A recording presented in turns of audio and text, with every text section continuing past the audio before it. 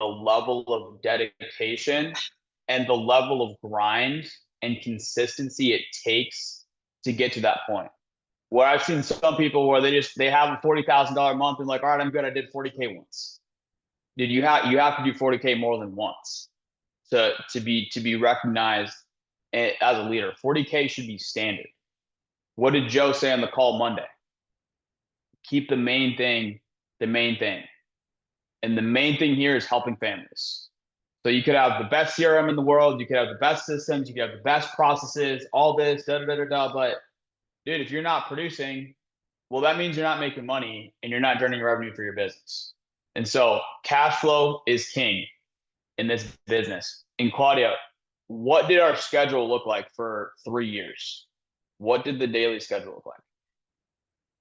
Well, when we were in person, it was, dialing the phones by 7:30. We were in front of our computers by 7 so we could organize our leads. You don't sit in front of your computer at 8 and then dial whenever you're organized. No, you get organized before you want to start dialing. So we did that. Lunch breaks were long enough to eat our food. It wasn't going out for food. It wasn't cooking food. It was meal preps, dialed until the job was done. If we booked all of our appointments by 6 p.m., done at 6. If we had to go until 8:30 because our appointments weren't done, then we'd go till 8 to 8:30. The run days were leaving our house by 7, sometimes 6, depending on how far we had to drive for our appointments, and booking as many as we possibly could in a day. Jonah's golden number you guys have heard is like 11 or 15, I think. Booked as many dates. 11 during the week, 15 for the weekend. Yeah, and so sometimes you got home at 6, sometimes you got home at 8, sometimes you got home at 11. And that was every day. It wasn't, okay, well, I hit my hour, so I'm just going to stop.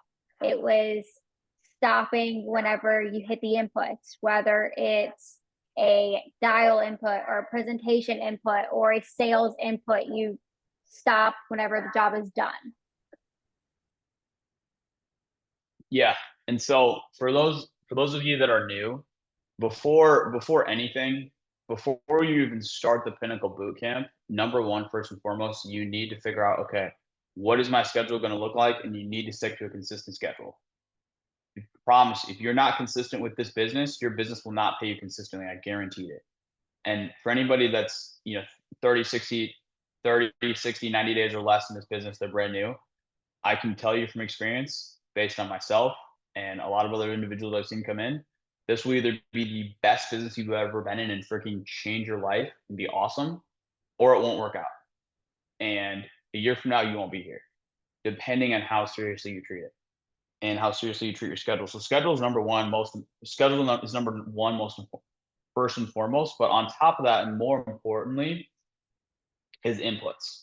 And like Claudia was saying, you guys need to get obsessed with your inputs and figure out what those are.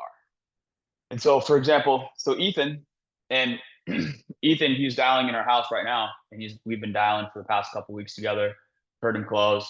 He knows, hey, I need to get 130 dials in order to make a sale. And so figure out how many dials, how many presentations you need to make, and then figure out what your production wants to be, and then simply reverse engineer the numbers backwards from there to figure out what you need to be hitting. And so that's number one. And here's the truth. Writing $40,000 a month, it's not hard. Like, I have done it consistently for years. Like, I went for a span of 2.5 years where I didn't issue pay less than $40,000 a month. Yes, it takes work, but it's not that deep. As long as you have the right lead flow, the right schedule, and you're hitting your inputs, you're going to do 40K. Well, but if the lead spend's not consistent, or the schedule's lacking, or you're not focusing on your inputs, or you're just kind of willy-nilly in your business and not taking it seriously, then your production is going to show that. And so that's first and foremost. And guys, like, especially in the beginning, I had days where I made over 1,000 dials in a day. Like, I've had days where I've clocked 1,100 dials. I had a day where I clocked, biggest day was over 1,200. So anybody that tells me they can't make 300 dials in a day, Dude, that's simply not true. Everybody can physically dial the phones can make $300 in a day. It's not that hard. And so that's number one. Start producing, lead from the front, show others how to do that. And then the 4 pillars of leadership is very simple. Is number one, high level. Number two, teach others how to produce on a high level. Number three, it goes into leading managers and teaching other leaders how to produce on a high level, teaching other individuals. And then 4 is developing, training, and leading leaders of leaders. And so if you want to grow a big business, that's the most simple formula. And for anybody that, you know, does want to grow a big business and they're not consistently producing, I can tell you this from experience, and I've seen it happen. It'll be a matter of time before your guys honestly just lose respect for you. Where Johnny, if Johnny hired me and Johnny's biggest month was 12 grand, and I'm like, hey, I'm trying to do 80. Well, it's not going to take me long to realize that Johnny cannot help me get to 80, and Johnny doesn't know what he's talking about. So you can only help your people reach. You can never help your level or your people reach a level of success that you have not achieved. You can only get them up to that. And so if I've only done 20K in a month, I can't help anybody get past 20K. And that's number one. And on top of that, if anybody on this call, if you guys are struggling or you would like some constructive feedback or figuring out how to get your production up, please reach out to me, text me, and we'll get a one-on-one call set up. We'll hop on Zoom and I'll go over your numbers, your dials. We'll talk about your inputs, and we'll figure out a solid game plan to get you to that point. And so appreciate you guys letting me go on my little tangent there, but let me pull up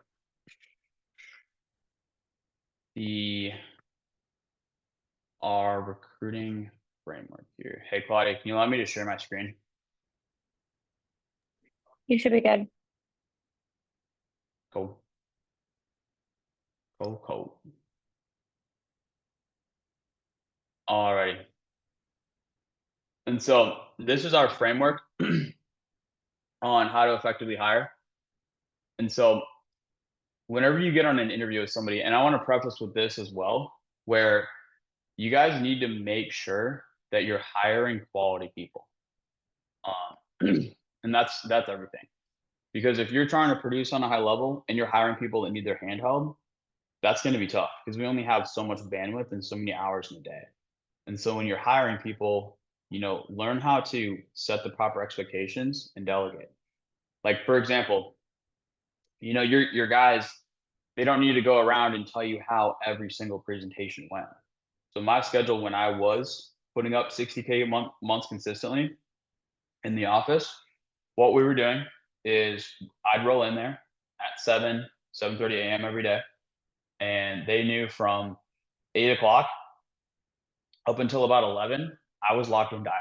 In that morning time, I was trying to hit my inputs and hit my goals so I could spend the rest of the day training agents, hiring, recruiting, etc. So I was trying to hit my inputs early in the morning. And then so I had a sign on my office that said fuck off, I'm dialing. And I didn't mean that in a harsh way. I meant that in like, this is the tone and we should all be on the phones dialing. So unless you're in a presentation, if you're in a presentation, you'd help, come into my office. I pause my presentations. I would stop my appointment or pause them halfway through. I'd say, hey, we got our junior underwriter here. Give me 2 seconds. I need to assist him. He'll build a little bit of rapport with the client that actually worked out. I'd help them. But other than that, if they got an objection or they had a question, they would write it down. We'd do a little powwow, huddle together in that Lawler office. Some of you remember that, the OGs. We'd sit in a circle. We'd talk. We'd all eat our meal preps. We'd talk about how the morning went, answer any questions, maybe do a little role play, whatever the case may be.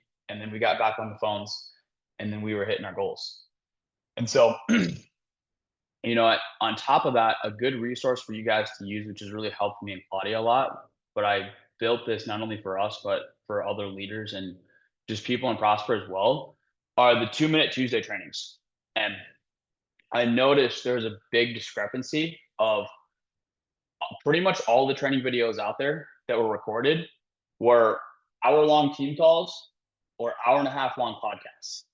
And I noticed I had to filter through a lot of information in order to get to one specific tangible topic of like, okay, I want to figure out what do they say when they need to talk to their kids, or how to overcome this one objection, or whatever the case may be. So instead of listening to some this whole origin story about how they got into insurance and this and that and da da da, it's like I just need to learn how to do this. So that was the concept behind the 2 Minute Tuesday trainings. And so just super tactical, straight to the point about a specific topic. So we've been rolling those out for the past couple of years now. And I've invested six figures just into training videos for you guys all to utilize. So not only if you're a new agent, go through, watch all those, but also for managers, where if an agent has a question of, hey, what do they say when they need to think about it and talk to their daughter about it, instead of going through and taking 10, 15 minutes, getting out of the flow of dialing, role playing it, walking it through with your agent, say, hey, watch this training video on that. Let let me know when you watch it, and let me know if you have any questions and what you learned from it. And then boom, you just save 15, 20 minutes every day. You can get back on the phone. So leveraging those videos, not only for a brand new agent training, but also from a management standpoint to help train your people and give them an extra layer of support, has been huge for our group. So I would encourage you to all to take advantage of that.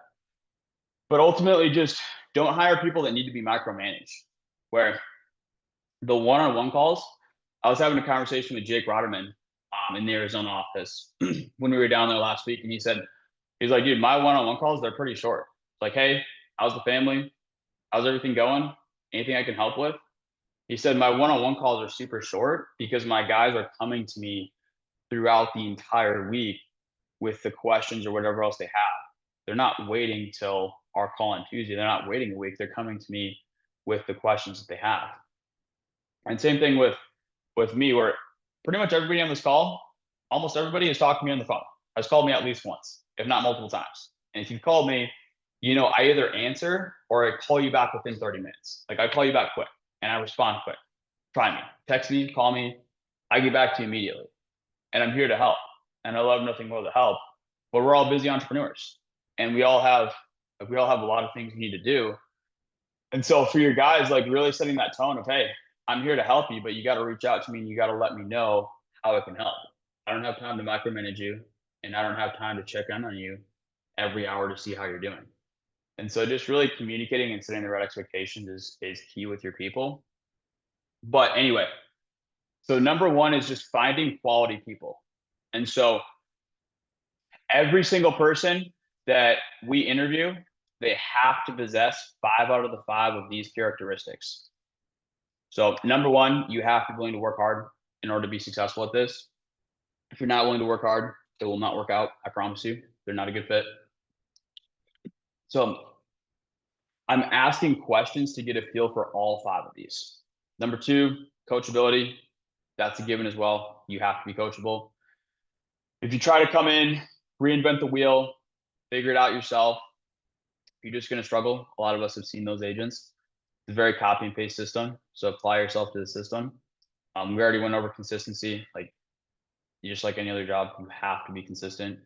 If you're part-time or you're hot one day, you're off the next day, or you have a good week, so you're going to take the next week off. That's just a roller coaster. You're shooting yourself in the foot. Fourthly, accountability. Just taking responsibility for your actions. So if an agent's struggling and they're blaming the leads, or they're blaming their upline, or they're blaming this, or they're blaming that, they're going to have a tough time. And then lastly is most importantly is character and integrity. And I tell people this on the call, hey, we're here to work hard. We're here to do the right thing, write good business, and help families. And so ultimately, when I get on a call with somebody, this is what I'm asking questions of, just trying to get a feel for these 5 characteristics. And if one of these are off, I don't hire them. And so moving on there, these are typically the pain points of what the majority of people are looking for if they're on a call. Is number one, they may be looking for better support, training.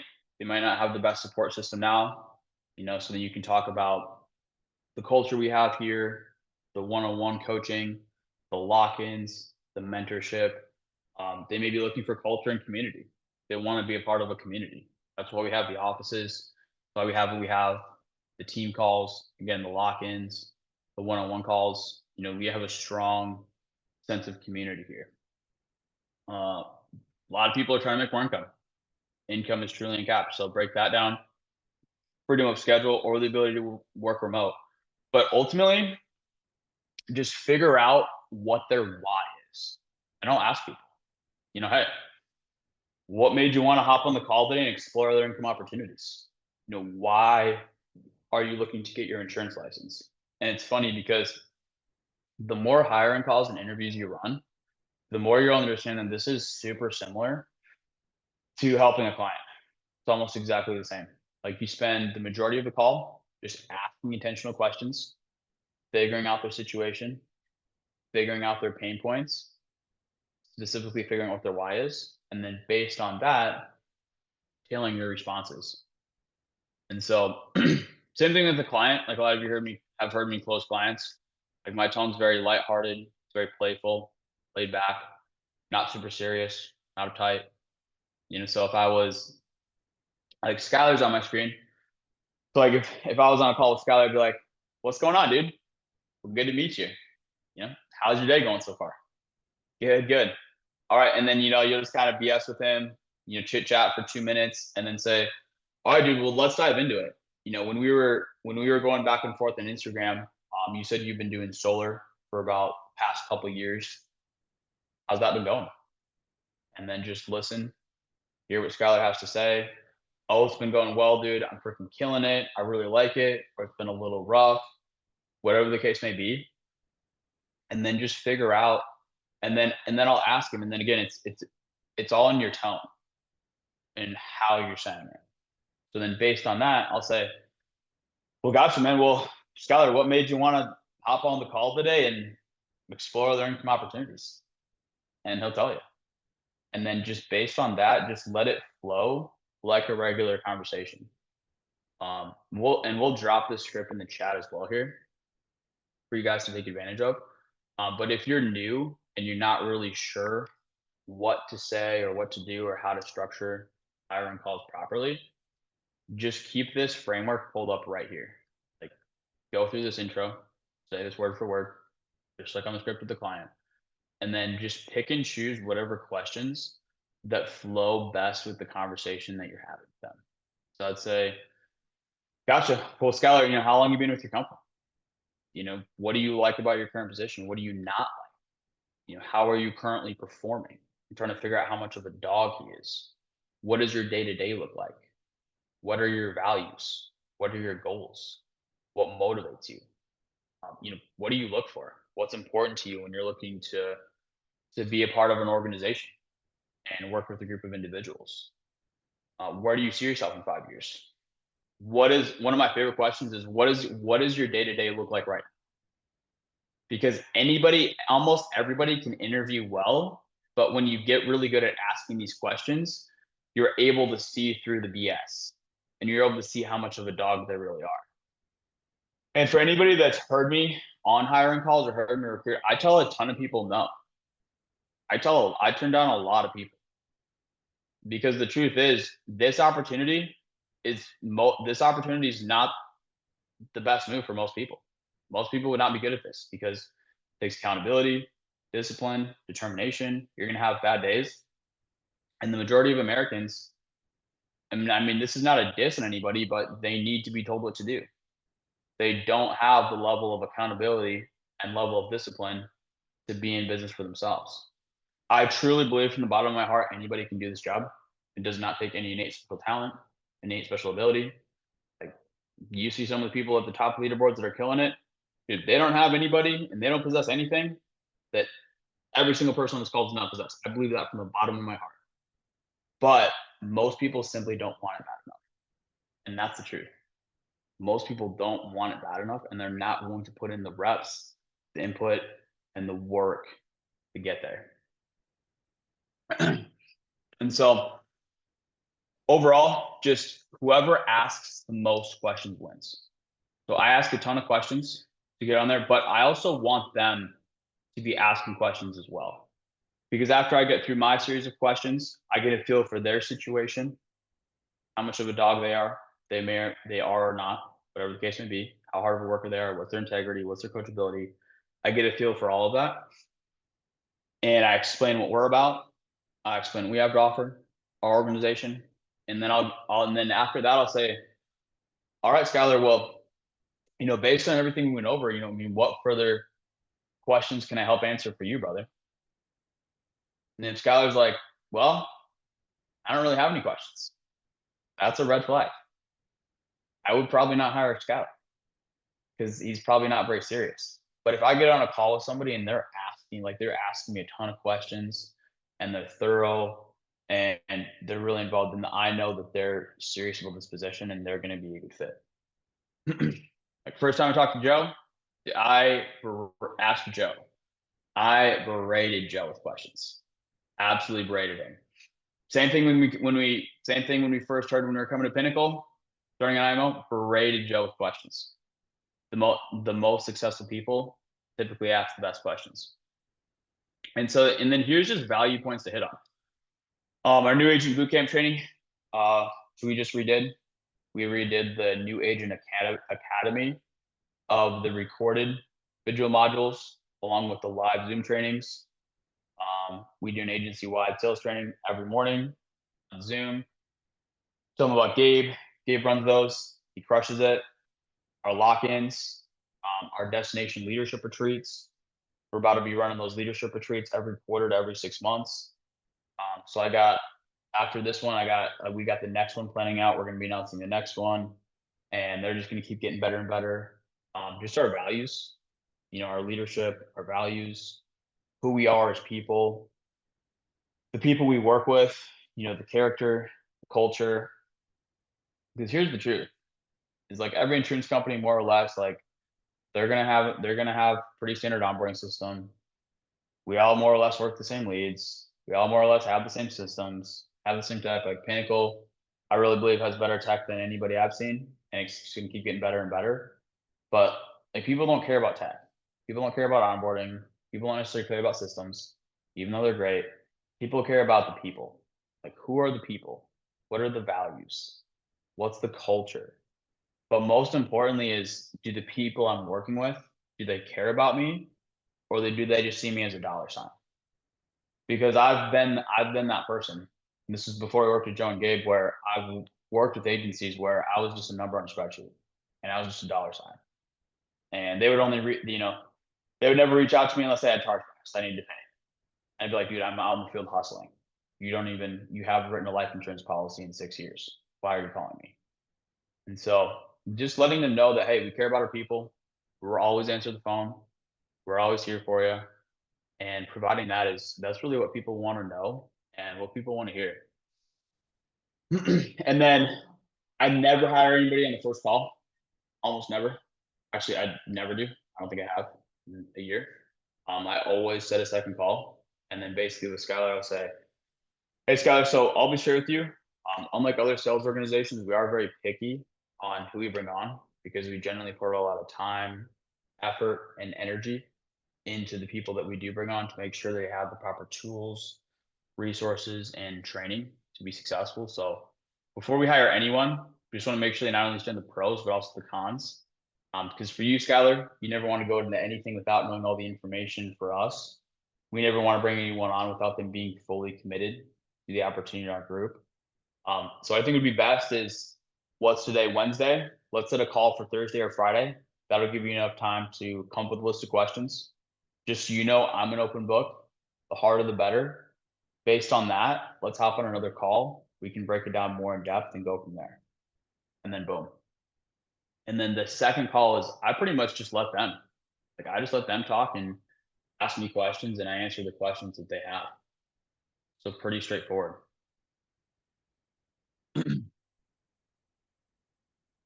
And then just evaluate where they're at in their career. So we do you guys know me, I pretty much hired everybody that's a part of our group from my Instagram. That's how I built my business. A lot of door-to-door guys. So figure out what they're looking for. Are they capped on leads? They have cold call doors or cold knock doors. Income. Are they looking for better culture, support, community, opportunity to own your own business? If maybe they're looking to sell one day down the road. Another thing would be longevity. They're looking for longevity, whatever the case may be. And then here's the call to, and then here's the script to schedule a second call. Think you may be a good fit. Let's schedule a second call. Boom, boom, boom, boom, boom. And then based on that, and then just here's something I typed out. Because not only did I put the script on here, but I want you guys to understand why and the psychology behind why we say certain things. So same thing as the mortgage script. I've got like the little psychology notes up above because I don't know about you, but like when I was a kid and my parents would tell me to do something, and then I ask them why, they'd be like, "Oh, because I said so." That would drive me crazy. And so same thing with this, where in order for you guys to like be able to, I believe in order to be able to execute it, you have to understand the psychology why behind why we do certain things. And so maybe let's say they're on the fence. This would be why. These are the most common objections. And unlike clients, people typically aren't going to give you these objections because they just don't want to make the conversation awkward. And so you want to acknowledge these. And if you get a feel for these, acknowledge these on the hiring call. So income proof. Again, just goes back to why personally producing is so important. How I recruited my, and this is not as easy for me now because I've sold a couple policies this week, last week. But other than that, I don't really sell anymore. That's no secret. So it's harder for me now. But when I was personally producing, and for the majority of you on this call that are personally producing, dude, that's a huge recruiting tool. And what I would do, I would literally just get on a Zoom with people and be like, all right, this is what my schedule looks like. This is my lead spend for the week. This is how many leads I get. This is how many appointments I run. This is how much I closed. This is how much I closed. And this is how much I deposit into my bank account every month. Here's a bank statement. What do you think? Like the best recruiting method is by showing them bank statements, showing them proof of income. So that's number one. Just breaking down lead quality, letting them know, just talking about the leads. Hey, when you get started, you'll start you out in cheaper leads. Then we'll graduate you to exclusive leads, whatever the case may be. It's an MLM. Explain the difference between an MLM, because I think a lot of times insurance has a bad rap, and they think of like the Prime Americas, PHP, WFG, whatever the case may be, where the agents at a low comp and then the people that are making money are the people that are recruiting. And so let people know that I would share my income. Like again, it goes back to personal production. Like, dude, I'm making $60,000 a month. I'm making $40,000 a month off my personal production. I'm doing just fine. I'm gonna keep doing this. I'm doing great. If you want to join me and do this too, cool. If not, no worries. And so everyone has their own definition, but like the way I would classify an MLM is if you're required, in order to make money, you're required to hire people based off the efforts of them. And so if that's your standard, that's the definition of an MLM, I would get out. Versus this is there's two paths you can go down. Either you can make a ton of money, you can make deep six figures on your own personal pen, which a lot of people are doing. Or once you produce, if you want to build a sales team, go that way too. And then just break that down. But anybody coming from door to door, solar, other insurance companies, they already get it. So I never get that objection because they already understand the 1099 world. Again, another common objection you're going to get is just lot of support. Talk about the support structure. Hey, we're here for you. Talk about the one-on-one calls. Call me. There's never going to be a situation where you need help, where you're not going to be able to get a hold of a manager. Talk about the support system there, the training, the structure, everything else we put into the business. Also, just the belief behind the product.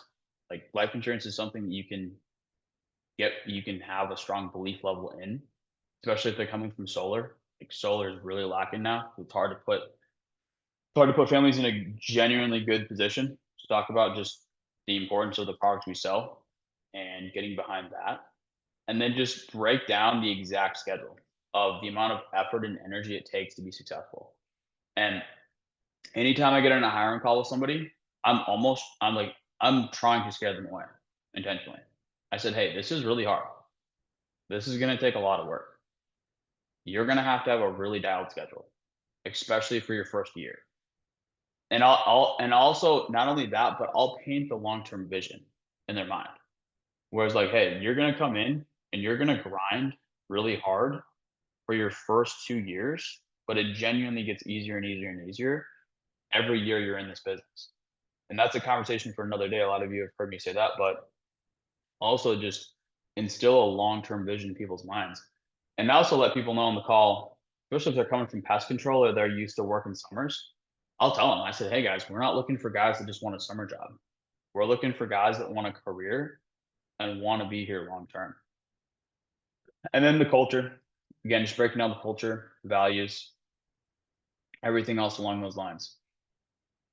So that's pretty much the mental framework from A to Z on how to hire and recruit. So any questions on any of that?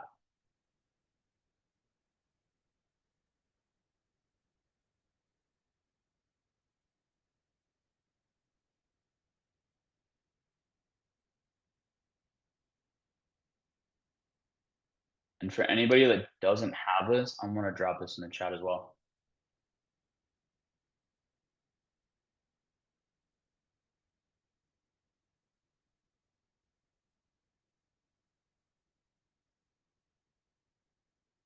No questions? Cool. All right. So this is one thing Claudia recently created. Shout out to Claudia. This is pretty badass. I'm really excited about this. I think this is going to help us a lot too. Just making it super simple and breaking it down. And so in breaking down the numbers.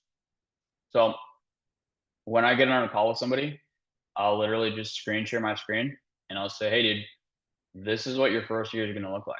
All right. You're going to starting comp is 70% on average. 11% of the people you call will answer the phones. Based on that, you're going to have a 12% presentation. When you're brand new, you're going to close about 30% of the people you talk to. Average policy being $1,300, and let's account for 80% of that to charge back, which is pretty conservative numbers. Okay, so let's say you come in and you're just out, you're absolutely grinding. Let's say you're working 12 hours a day. Oh shoot, did somebody draw on the screen? Who was that? You guys see that on my screen? Nobody can edit this, right? Oh no. We gotta change this. All right, anybody that shares the view right now. Okay. I don't even know you could draw on spreadsheets, but That was me. I apologize. My mistake. No worries, you're good, bro. All right. So let's say you come in, you're just an absolute freaking animal, right? You're like, dude, I need a better opportunity. I need to make money for my family. And just so you guys know, this was my schedule my first 2 years. So you're working 12 hours a day, 6 days a week. You're like, I am grinding 300 dials a day, right? So you're going to, if you stay at a 70% comp for the entire year, which would be terrible and awful, our goal is to get you up above a 70% as quickly as possible. And as long as you're putting in the numbers, you should be getting your comp bumped up every single month you're here. But let's say you stayed at a 70 and you also stayed at a 30% closing percentage and 20% of your stuff fell off the books. So for the first year, you're going to make $238,000. All right. After chargebacks, you're going to make 190 grand. Okay.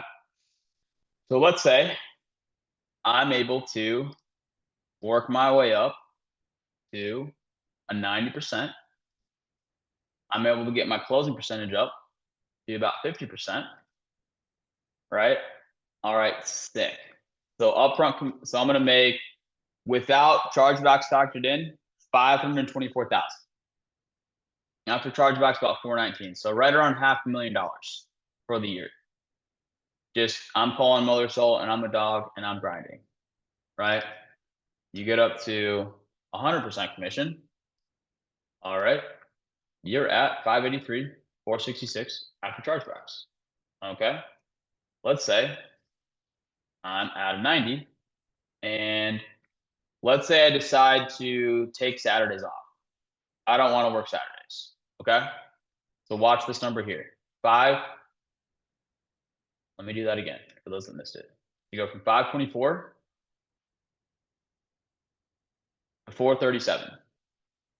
So you cost yourself about 100 grand for the year taking Saturdays off. That cost you 6 figures. I hope you really enjoyed those Saturdays.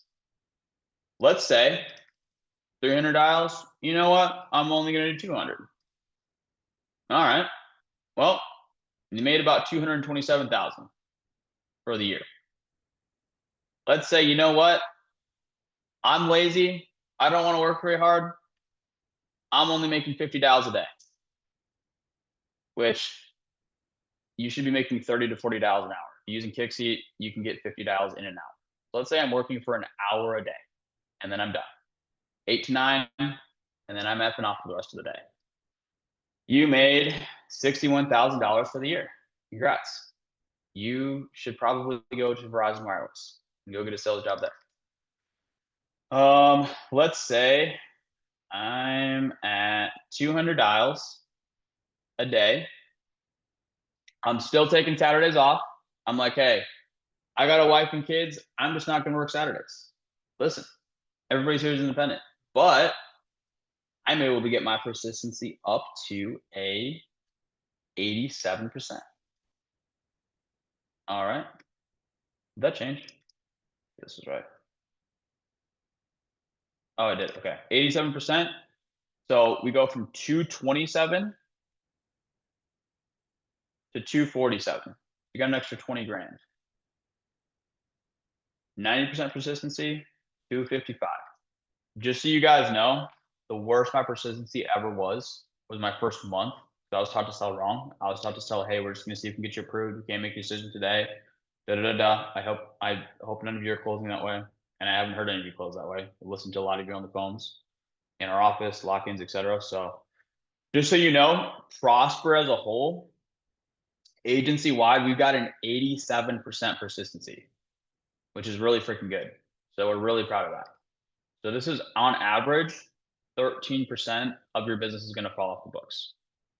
So if we got an 87% persistency, right, 247,000 for the year, $250,000. All right. If I'm grinding $300, let's say I'm doing $200 a day, working Saturdays, 6 days a week, $304,000. So boom, boom, boom, boom, boom. And this is like, I get on with somebody and I'm just literally just playing with the calculator, going back and forth. I'll send it to them, say, hey, play around with it, knock your socks off, just don't mess it up too bad. And they play around with it. And when you can see the numbers and do it like that, where it's like, they're like, shoot, dude, I'm out knocking doors. It is freezing. It is 20 degrees outside, or it's 110 degrees outside. I'm knocking doors. I'm getting told to F off all day. I can sit in an air conditioned office and crank out 200-300 dials. Sign me up.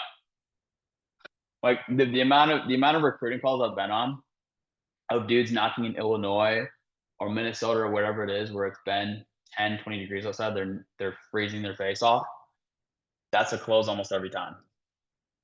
And so when you can just get on here and show them, hey, this is how to make deep 6 figures your first year, then boom. And it's really just pretty straightforward. And these are the numbers. So any questions on this?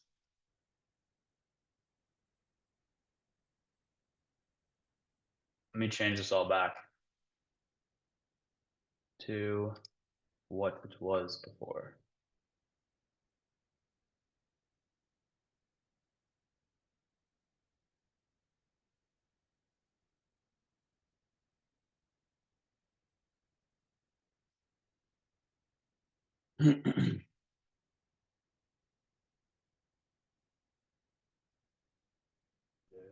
Yo, Jonah, Yo, yo. can you just touch on what back end commissions are for the new guys? Yes. So for those that are new, so we get paid on the annual premium of the policy. So the full 12 months. And so what they'll do is they'll advance 75% of that premium, which is the first 9 months, upfront to you into your bank account. So I came from health insurance. I was in the health insurance world. I was at a quarter of the comp we're at here, and I was paid month to month, which is rough. So luckily, instead of getting paid 12 times and getting paid every single time the client pays, they life insurance advances, which is sick. So the first 9 months. On the back end, after a year, in months 10, 11, 12, you get that additional 25% of your policies. And so the chargeback period for chargebacks, and I really hammer on this on hiring calls as well to make sure people understand, is the chargeback period is 9 months. So if they cancel in the first 9 months, that's a chargeback. Luckily, the majority of our business is prorated. So what that means is if the client, there's a sliding scale, and it's different specifically for each carrier. Each carrier differs slightly. Sometimes it's a percentage, sometimes it's just month to month.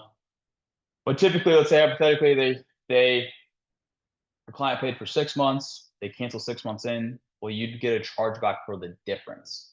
You wouldn't get hit with a full chargeback. You'd have to pay back the difference. So 9 minus 6, you'd get hit with a 3-month chargeback or whatever the case may be.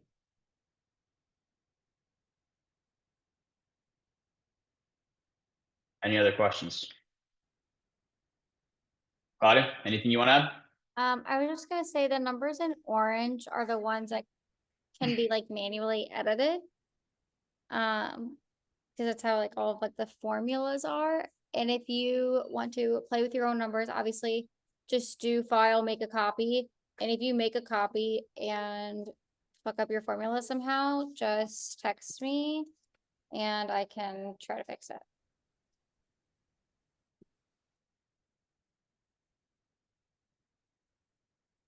Sweet.